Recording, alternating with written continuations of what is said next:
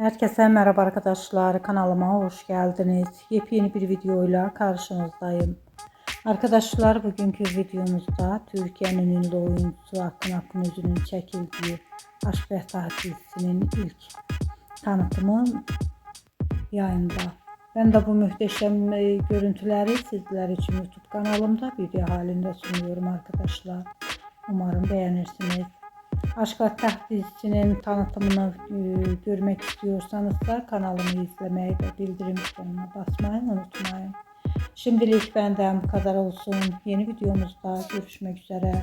Hoşça kalın, sağlıklı kalın. Umarım videomu sonuna kadar izleyeceksiniz ve beğeneceksiniz. İyi seyirler.